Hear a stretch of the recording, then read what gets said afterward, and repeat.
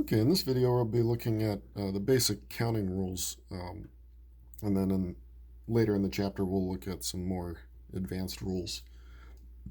So the first very basic rules for counting the combinations of things is the sum and product rules.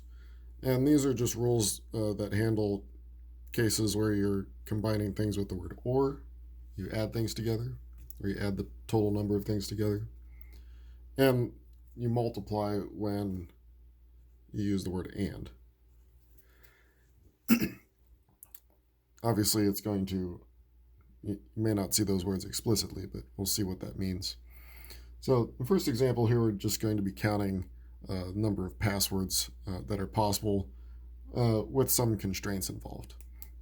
So we're allowing for our passwords digits, so 0 through 9, letters A through Z, just lowercase, and 4 special characters. So it's a total of 40 characters that can be used in our passwords. So first we want to look at strings of length 6. Then the characters can be any of them, so special characters, digits, or letters. Now, sort of where the and comes in here is the choices that we have to make. So if we think of a string of length 6, we have 6 choices to be made.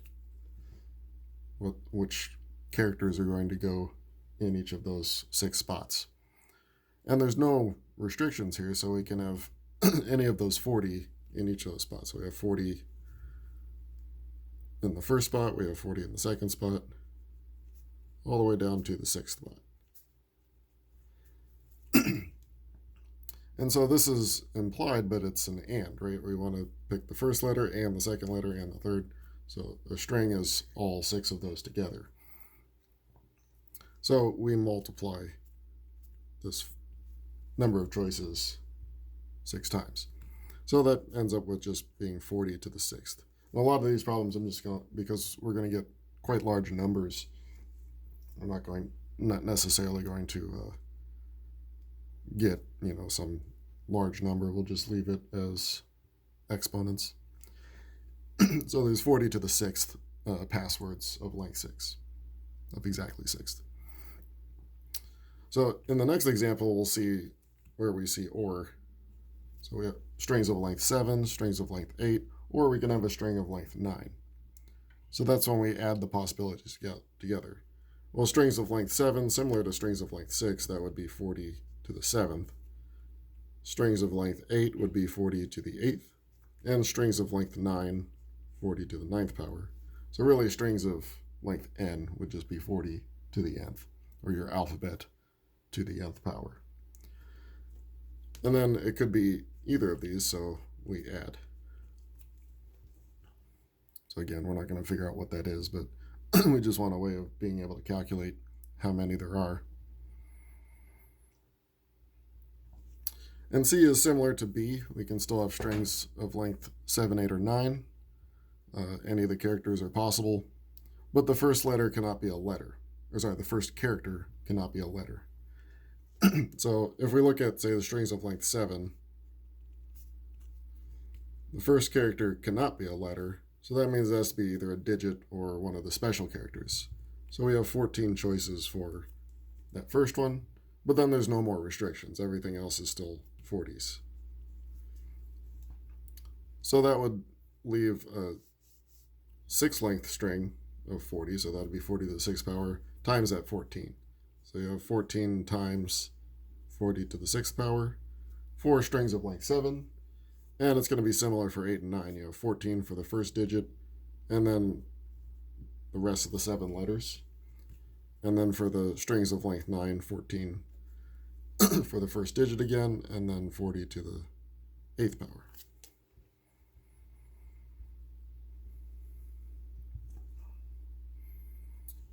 Next one, we're just going to be looking at strings in the capital letters A through Z. So now we have 26 possibilities. So how many different 4-letter strings are there? Again, that's going to be fairly simple. That's just the 26 letters we have raised to the 4th power, 40 choices we have to make. There's our 4 choices we have to make. The next one, 4-letter strings that begin with an X. So that means one of the choices has sort of been taken away from us. So the only choices we have are the 3 other letters in the string. So we have 26 to the 3rd possibilities now. And now in part C is where it gets interesting. We want to find 4-letter strings that contain exactly 2 X's.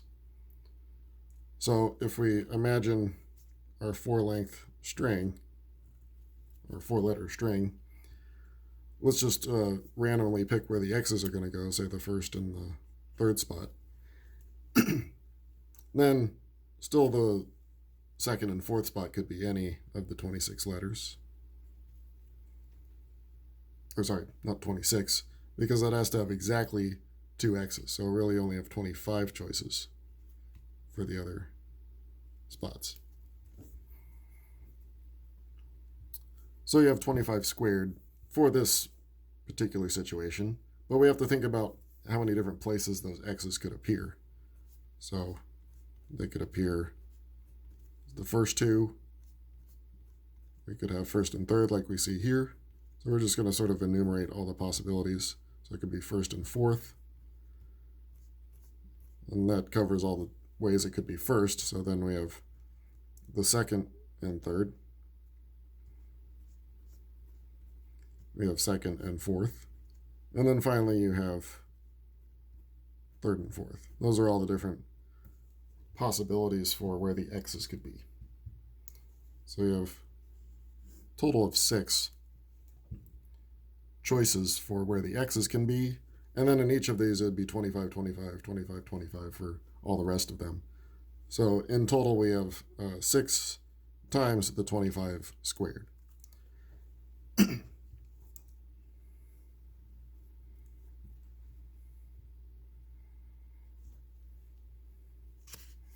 So we'll see ones like this later on where we'll actually be able to count.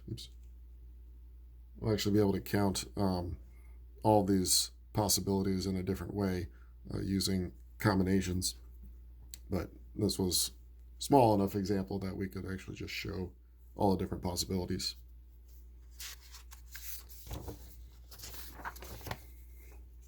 Okay. I believe in this video we'll probably be able to get through possibly all 3 sections.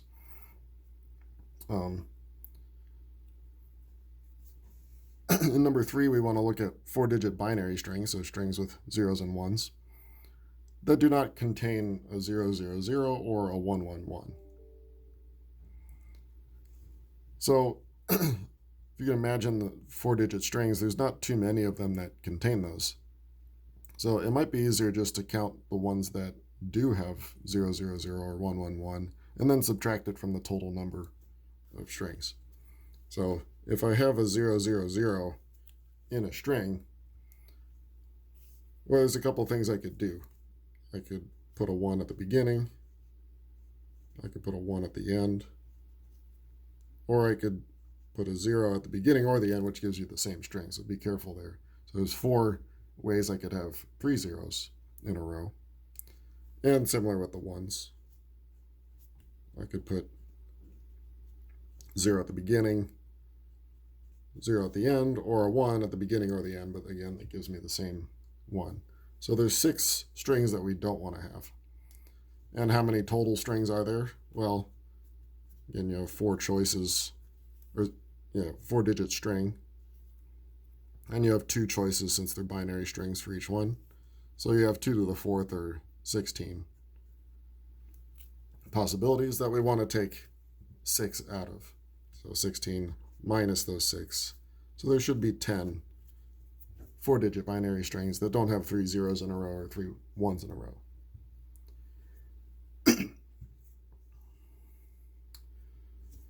Okay, in this next section, we'll be able to see how what we learned about functions before, finding bijections between 2 different sets, is going to help us in our counting problems. Because if we know there's a bijection between the 2 sets, then those 2 sets have the same size or the same cardinality. And so that means if I can find a bijection from, say, a difficult set to an easy set, and if I know how to count the easy set, then I have account for the more difficult set as well.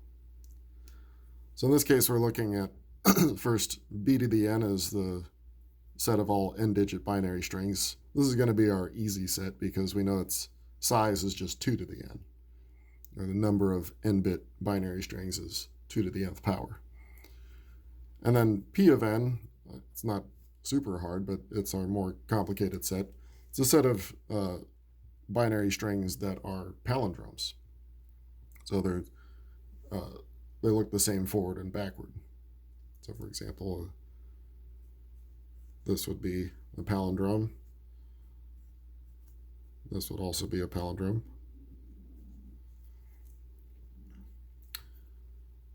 So we want to first see that there's a bijection between P6, so that's 6 digit strings that are palindromes, and B3, which are just all 3-bit or 3-length binary strings. Oh yeah, I guess we're saying bit, so 3-bit binary strings. So let's pick something in P6 just to take a look at it. Or actually, yeah, that's fine. So here's one that's in P6. So it's a 6-bit string. That's a palindrome.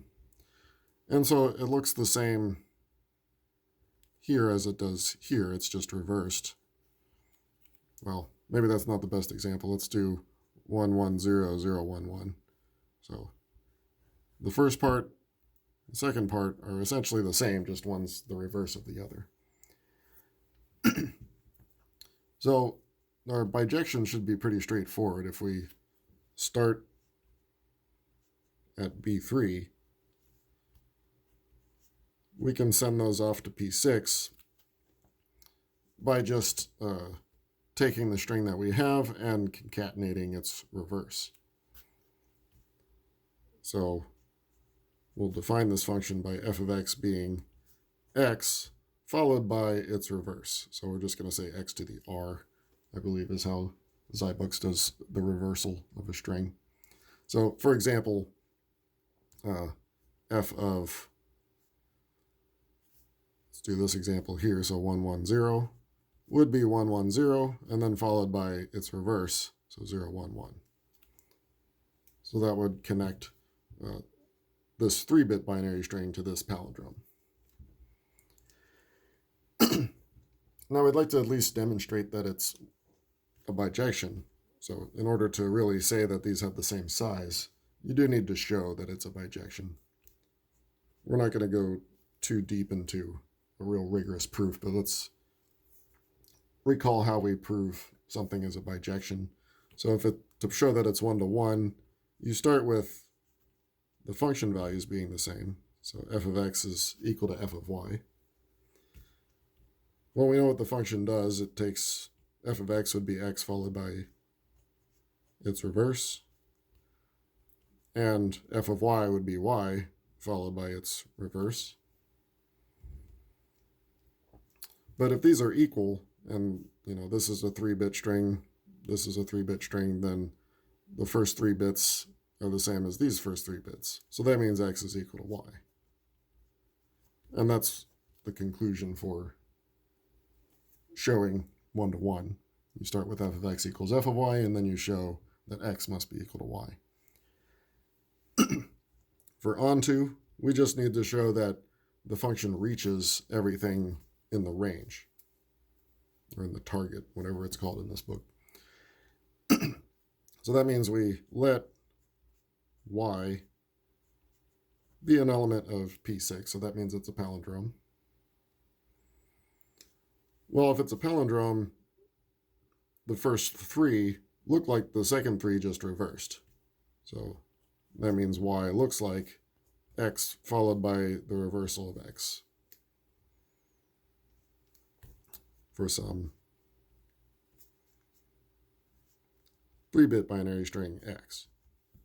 But then f of x does exactly what we want it to do. It does x and then follows by the reversal,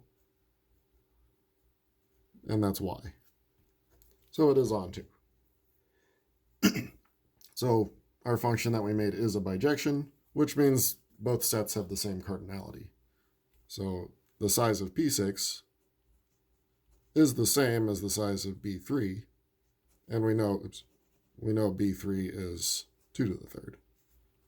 So there's 8 palindromes of size 6.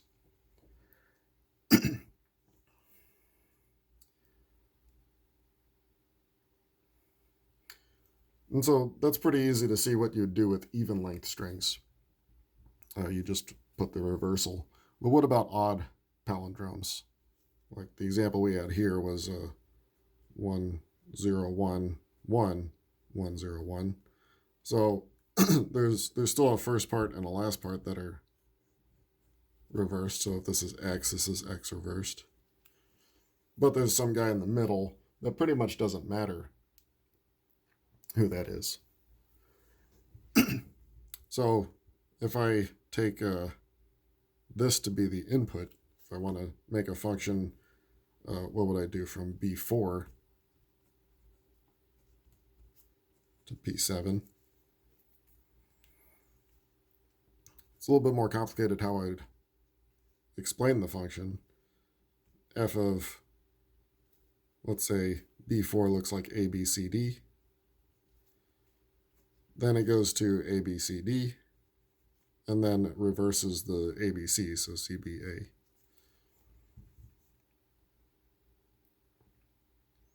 Probably a way you could do that with the reversal symbol, but you'd still have to split your input up into the first 3 and then the last one. But we won't go through the steps for the bijection here. We'll just be satisfied that this should, the proof should be somewhat similar. You just have to take into account the last part of x, the input, or the D. So P7 should be the same size as B4, and B4 would be 2 to the 4th. So there should be 16 palindromes of size 7.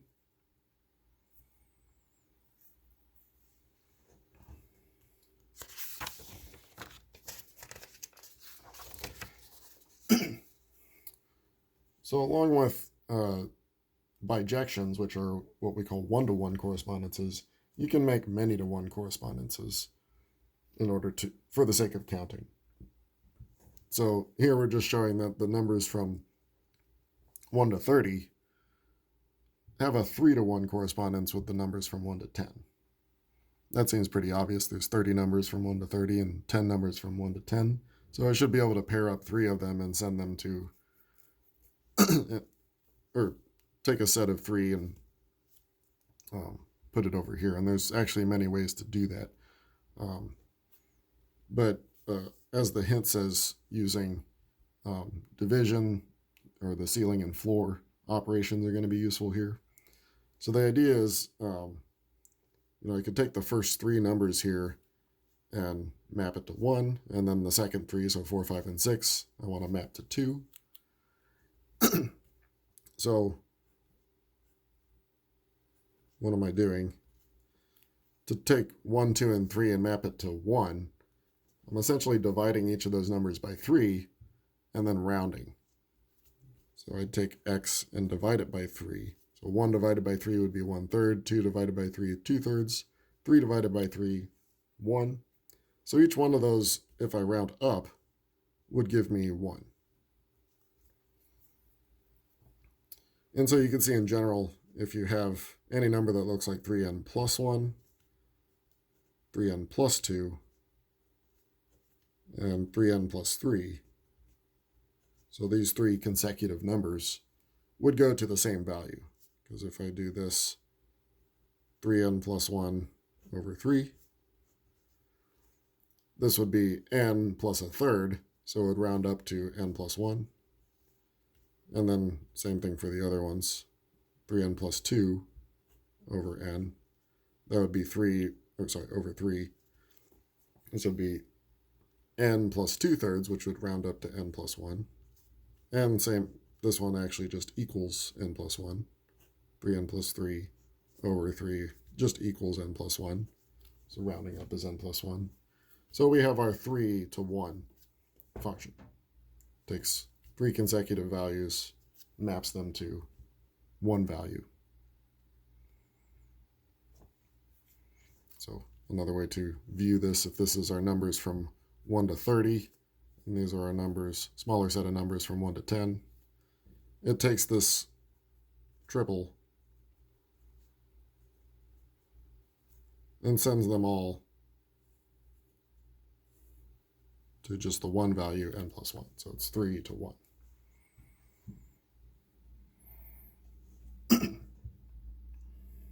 You could have paired them in a different way using modular arithmetic. You could take the remainder of each one, mod 3, right? I think you have to do mod 10 in order to make it work. Yeah.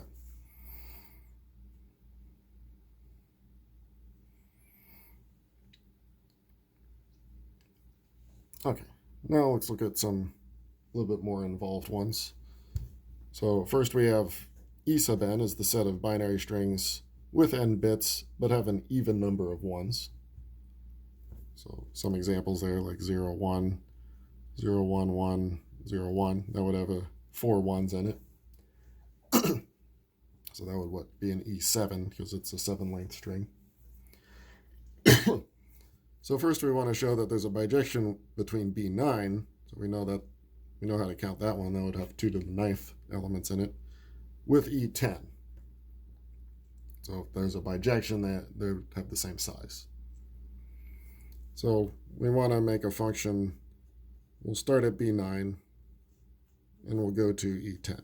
Now, to make a bijection, you could go either way, just whichever way seems more natural to create your function. So how do we define our function?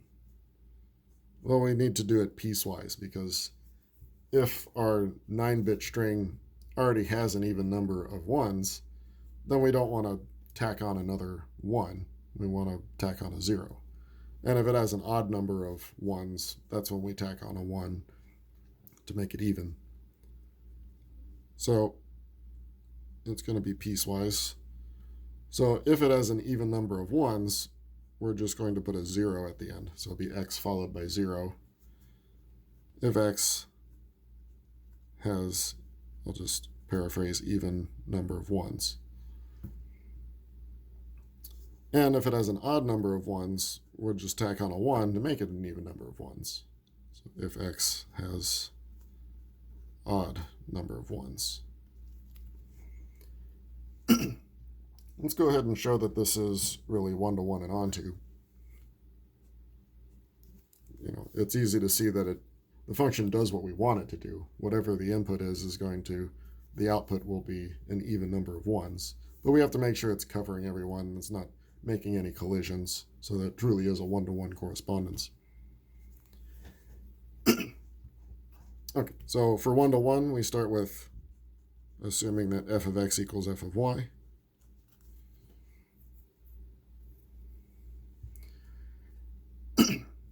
So that means the output of these functions are the same. So the output could either end in a 0 or end in a 1. So we'll say ends in a 0. So these are really 2 cases here, but just doing it this way like a tree. So the output either ends in a 0 or a 1. If it ends in a 0, then x looks like something followed by 0, so we'll say x prime followed by a 0. And y looks like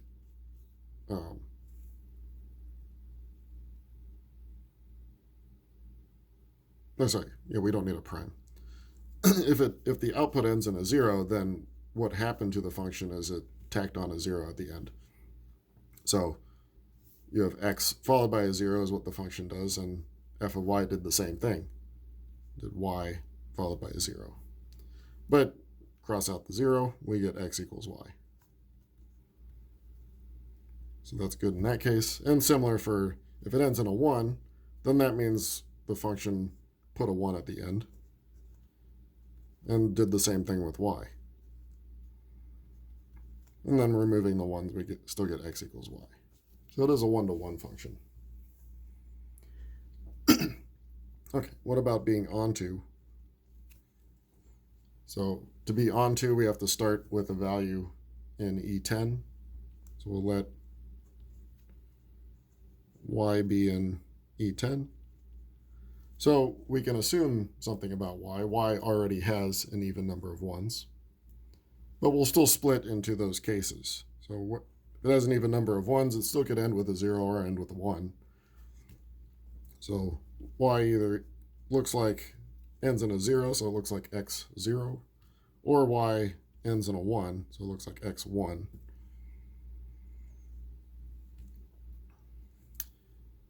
If y ends in a 0, then this x part, since y has an even number of ones, taking that 0 off doesn't change that fact. So x still has an even number of ones.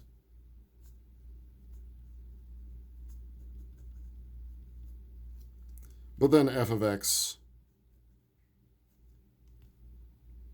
does do x0, which gives us back y. Because f would look at that x and say, oh, it already has an even number of 1, so it's going to put a 0 at the end. So it's going to give us y. And then if y ends in a 1, then this x part now has an odd number of 1s. We've sort of taken one, well, we've taken one away.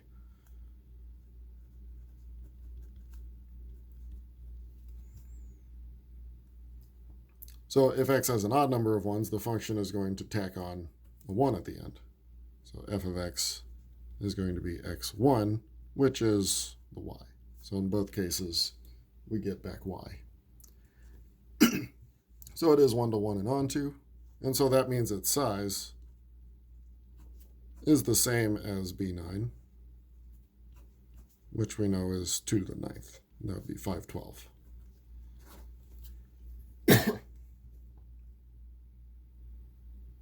And of course, this, gives you a way of seeing that this would work. The 9 and 10 never came into play in this proof or in the creation of the function. So this would work, if you had en, it would be the same size as bn minus 1. So the size of en would be, make that as a more general conclusion, size of en would be 2 to the n minus 1.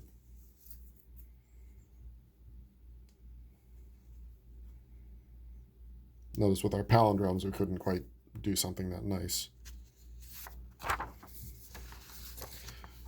Now, this one, if you took a look at it, this one's definitely a real complicated one. Not super complicated, but I realized that we need a little bit more counting stuff in order to tackle this one. So I'd like to tackle this one a little bit later on. We'll probably do it at the end of 8.6. After we've done permutations and combinations. But this one's a really nice one. And you've probably seen, weird little puzzles like this in social media where you're trying to find the number of triangles or find the number of rectangles in a figure.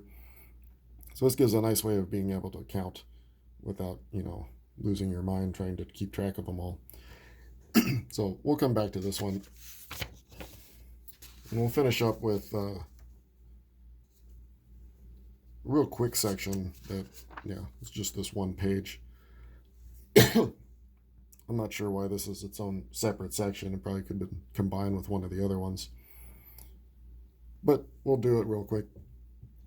So it's basically leading us into what is a permutation.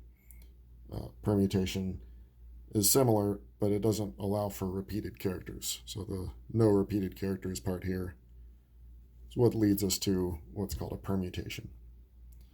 So it's the same possibilities as before. So if we have our 6-length string, we have 40 choices for the first character. But if we don't want repeated characters, we can't use whatever we picked here again. So we only have 39 choices for the second one. And now we've picked 2, so we only have 38 for the third, 37, 36, 35 for the last one. So permutations have this kind of structure where you start with a number, and then you multiply by a set of numbers that are consecutive numbers that are lower than it. So we'll see this as in terms of factorials later on. This one's similar. We still don't want repeated characters.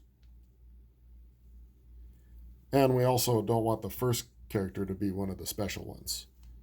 So let's analyze this. So if the first one can't be a special character, then it has to be a letter or a digit, and there's 36 of those. But then beyond that, there's no more restrictions besides not having repeated characters. So the second one, we've already picked one, so we have 39 choices here. We've picked two, so we have 38 here, and so on. 37, 36, 35.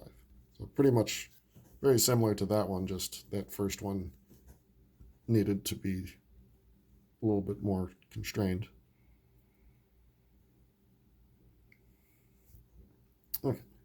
Number 9, how many strings are there over the set ABC that have length 10 with no two consecutive characters are the same? So for example, ABC, BC, BA, BCB, you can look through it. There's no repeated characters that are right next to each other, or consecutive. But these ones, like this one has 3 B's in a row, this one has 2 A's in a row, so we can't have those. So again, we analyze this time a 10 length string. For the first one, we have still complete freedom. We can have any of those 3, A, B, C. But then as we go, we just can't be the one before it. So for this next one, whatever we picked here, we can't be that one. So we have only 2 choices here. But it doesn't keep going down like these ones, because the only thing we have to look at is the one before it. So this one can't be this one. That's only taking away 1. And so on. It's going to be 2 for all the rest, since each one just can't be the one before it.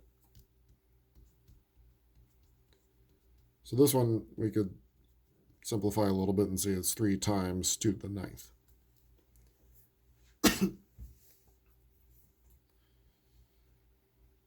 Last one, looking at possibilities for license plates, and you've probably noticed in different states they have different combinations of letters and digits.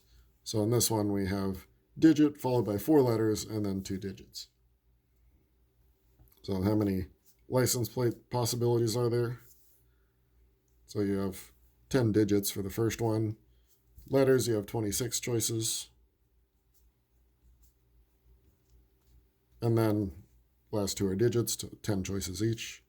And we multiply all these together. So we can put together the 10, so 10 to the 3rd, and all the 26s, 26 to the 4th.